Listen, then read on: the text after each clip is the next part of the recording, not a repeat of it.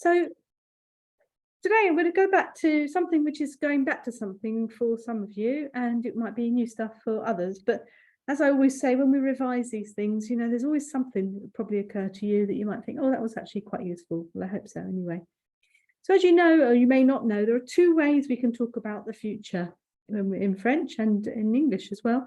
And the one we're going to talk about today is the futur proche. Futur proche, which means the near future. And this is where we're going to say, and actually we can line this up with English actually. So I am going to do something.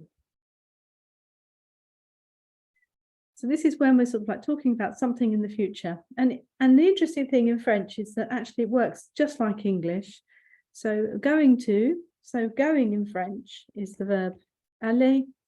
And you see going, to go in English. And then the second, and then we've added it to an infinitive. Add it to an infinitive. What's an infinitive? The infinitive is the starting point of the verb. It's the bit that you would say to in front of, and the bit you would look up in the dictionary. So it's anything that you could put to in front of as a verb, and that's the infinitive. It's the top. It's such a brilliant way to not have to think about how to form a tense, really, because it's just like English. And if you know aller and you know the starting point of the verb, you've got nothing else to work out. So it keeps your sentences flowing nice and easily, and you haven't got to worry. There are differences about when you use the futur proche and when you use the other one, which you might have heard of, which is the futur simple. But actually, let's not worry about that at the moment. Let's just think about actually, how can I say something in the future? So the first thing you need to be able to do this is you need to know aller completely by heart. And you need this anyway, because it's such an important verb. So obviously, avoir and être are incredibly important verbs to know by heart. But aller is probably the next one on your list. So I know you know this, but I'm going to write it out anyway. So it's je vais, tu vas, il ou elle ou on va, nous allons, vous allez, and il ou elle vont. Okay, so this is not new, is it? This is something you're using all the time.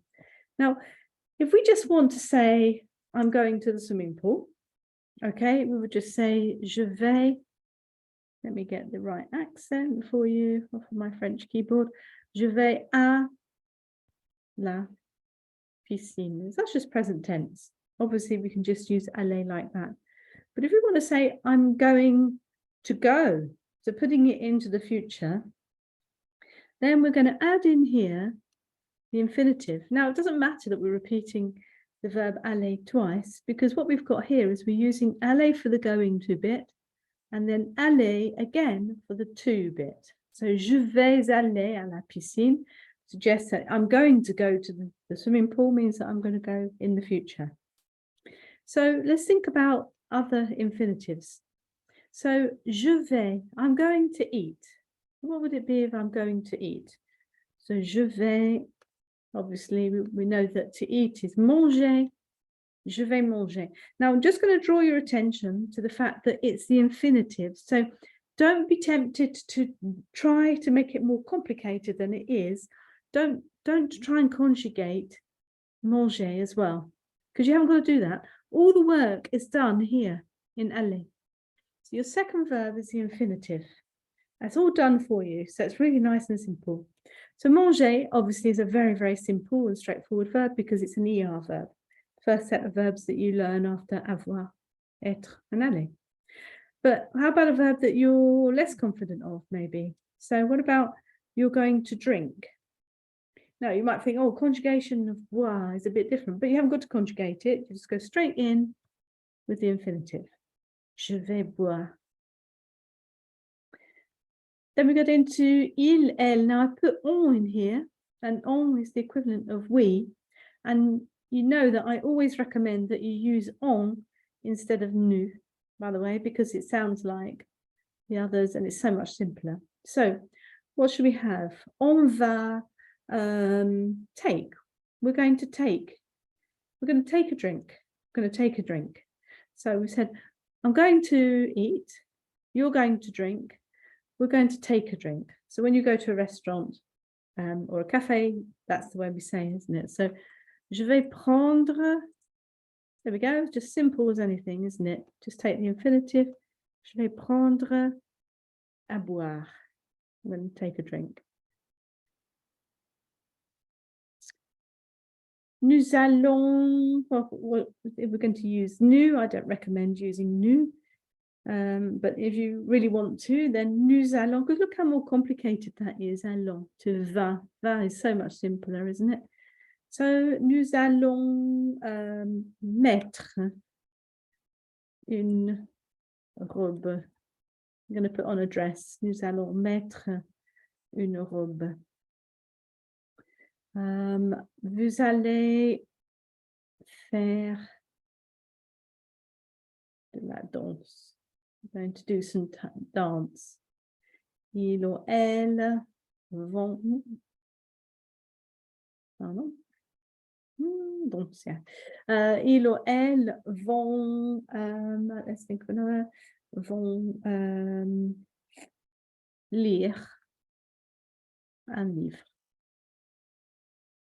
So all we have to do to get into the future is so straightforward. We've just got to take the aller that we know, and then we just add an infinitive. There's nothing after aller, it's just straight aller and then the infinitive. So straightforward. Now, if we know this about talking in the future, which there really isn't anything else to tell you about it, you know, that is it. That is it. Sometimes you think that's too easy, isn't it? Too easy. It's normally so much more complicated than that, but that is it. And you could just rely on that to say anything you want to say in the future. But if you know this then about using two verbs together, then it opens up a whole load of other doors for you as well. Because there are lots of verbs that require a second verb. And we call a group of these modal verbs. And those are vouloir, devoir, pouvoir, savoir. And I think we could actually even put falloir in there. So what do these verbs mean? So vouloir is to want, devoir, to have to be able to know how to, and to be necessary to, let's say that. Now imagine if you could use all of those verbs and all the things that you can say with those. I mean, they're so common, they're really, really important to know. Now I'm not going to break them down, you can look them up in La Becherelle, but I'll give you an example for each one. So if I want to say, I want to eat. So we just said, I'm going to eat up here, didn't we? I want to eat. So all we do is, so je veux manger. It's exactly the same. So we just conjugate the je, and then we just use the infinitive. Second verb, I call it, the second verb. I want to eat. So simple. Okay, what about if I want to say, what do we say? You have to drink. You have to drink. So let's go to the tu. You can look up the conjugation of these verbs in your Becherelle. Tu dois boire. Tu dois boire. Very useful verb. Now, this is probably coming up now as another really, really important verb. Pouvoir means to be able to, or otherwise can.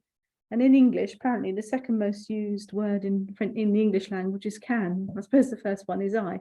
So to be able to say can I, or can I in particular, is really important, isn't it? So let's go with the je then. So je peux, what do we have up here? Manger. Je peux, oh, there we go. You're in a restaurant or a bar. Je peux prendre à boire. Je peux prendre à boire. peux prendre à boire, to make it a question, just by doing the rising intonation. Je peux prendre à boire. Could I get a drink? Can I get a drink? Okay, see how simple that is. You just need to know the first part. You just need to conjugate that, and then you can say anything next. Just get the infinitive next. So straightforward. Honestly, there are no tricks in here. There's nothing I'm going to introduce as a trick. It's just that easy. How about we know how to? So, on sait, what do we know how to do? What should I have?